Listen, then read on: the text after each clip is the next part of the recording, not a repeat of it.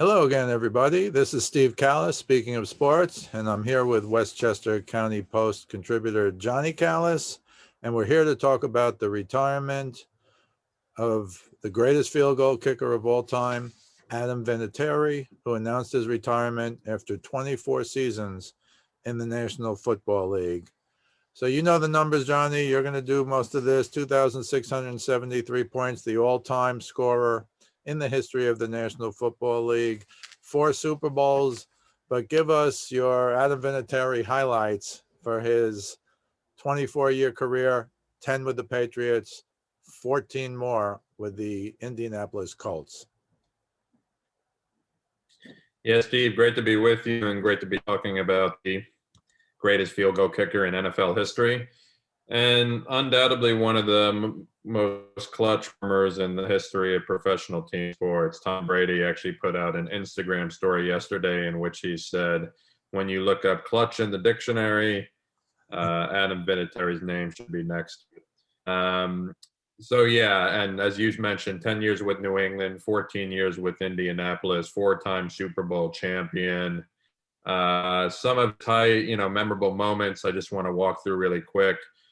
What Bill Belichick referred to in a statement yesterday as the greatest kick in NFL history in the 2001 AFC divisional matchup. If you're not from New England or you're not a Patriot fan, you'll refer to it as the Tuck game. Of course, if you are from New England or you're a Patriot fan, you'll refer to it as the Snow Bowl game. I think that's what they call it, at least. Belichick just referred to it as the 2001 AFC divisional matchup. But against the Raiders, 45 yards in an absolute blizzard, missed the kick. The Patriots lose the game, and who knows what happens to Tom Brady's career, Bill Belichick's career, the Patriots dynasty, etc. He made the greatest kick of all time. They go on to win that game, and then he makes just 2 short weeks later, because that season there wasn't a bye between the championship round and the Super Bowl. So actually just 2 short weeks later, made a 48-yard field goal to win Super Bowl 36, giving New England their first title. I should say that kick against the Raiders came in the final game of the old Foxborough Stadium. And then you jump forward just a couple of years in Super Bowl 38, a kick that I actually think doesn't get enough recognition, but similar to Super Bowl 36 against the Rams, this time against the Panthers, tie game, last seconds in the fourth quarter. He hits a 41-yarder to win the game, a little bit shorter, and they had already won a Super Bowl, so it's memorable to me. It was just as impressive because he actually missed 2 field goals earlier that game. He missed a 31-yarder, which is hard to believe, and he was almost perfect in his home up until that point in his career. And then he had a 36-yarder block. So when you miss 2 field goals that were pretty much chip shots, and you're in the most difficult situation you can find yourself in as a kicker, except if they were losing, it was a tie game. Still pretty impressive that he split the uprights with a 41-yard field goal. Just a couple other things I want to talk through that aren't as remembered as often because he's had so many of these moments. Vinatieri actually in at least 2 different occasions kicked 5 field goals in playoff games that ended up being the difference in those games. In the 2003-4 AFC Championship game at Gillette Stadium against the Colts as a member of the Patriots, he made 5 field goals. In another, it wasn't a blizzard, but it was snowy conditions. And then his first year in Indianapolis, which the Colts finally got over the hump, beat the Patriots in the AFC Championship game, won the Super Bowl. In the divisional round against the Ravens, the final score was 15-6. The Colts won, and Vinatieri was responsible for all 15 points, made 5 field goals. So it's not just the specific moments that we remember. He's clearly the clutchest kicker in NFL history. And I think even though guys like Justin Tucker may end up being more accurate, it's going to hard to overtake Vinatieri just in terms of the clutch moments because he had the opportunities and hit every single one. He's the greatest kicker of all time, and that's not going to change anytime soon. And also the kicker in the record 231 wins. No player has ever played in more wins, although maybe you'll tell me Brady is going to beat that eventually if he keeps playing. 4 Super Bowls, as you said. 2,673 points. I thought ESPN did a disservice. Kareem Abdul-Jabbar with the most points in the NBA. Gretzky, most points in the NHL. Barry Bonds, I think, with an asterisk. Most home runs should be Hank Aaron, I think. and then Vinatieri. But Vinatieri in his own right is a superstar. I mean, there's no doubt about it. And I think we should talk just briefly. He's a Hall of Famer for sure.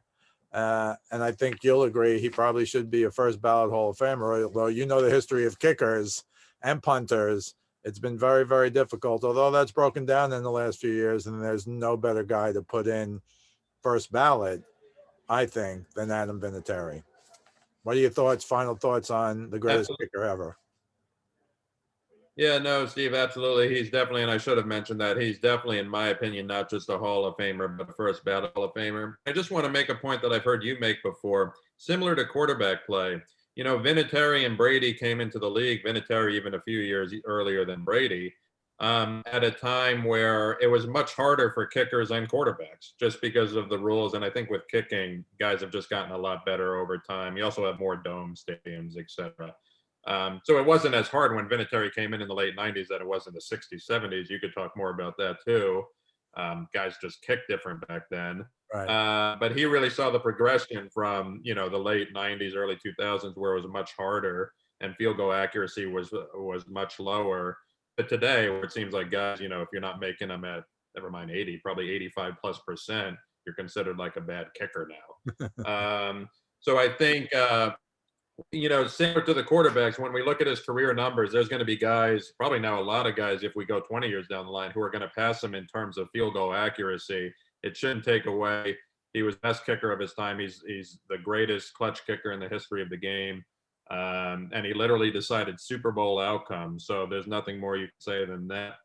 And yeah, just he's a first ballot Hall of Famer. And the last thing I'd like to say, I'm sorry, Steve, is he yes, he kind of sort of fell off a cliff his final year in Indy, which wasn't last year, it was the year before that, back in the 2019 season.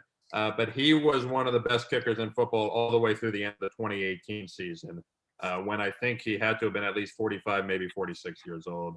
I know kickers can last longer than normal players. I'm not comparing what he's to what Brady is doing, first of all, but that's still incredible to me. And another reason why he's a first ballot Hall of Famer, and the greatest career of all time.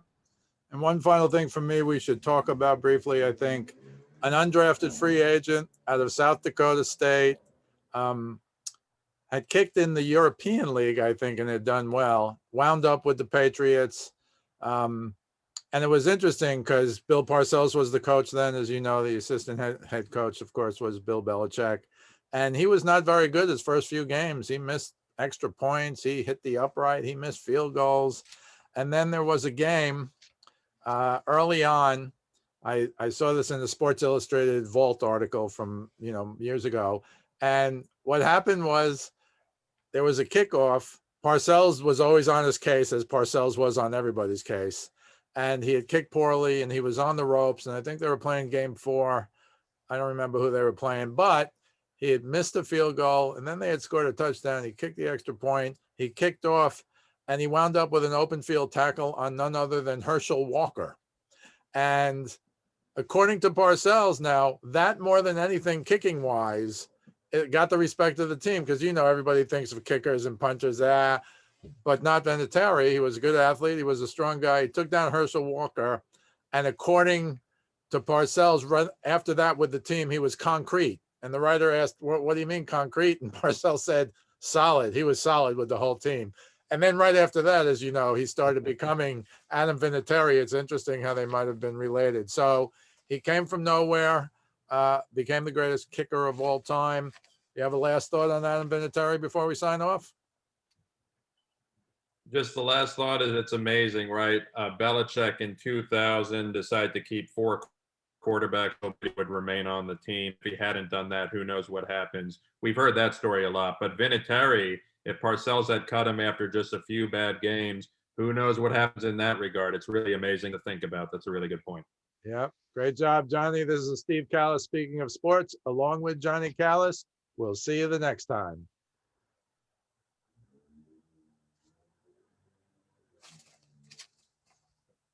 Do I shut this down now, Janelle, or what do you want me to do? Just click on the recording button.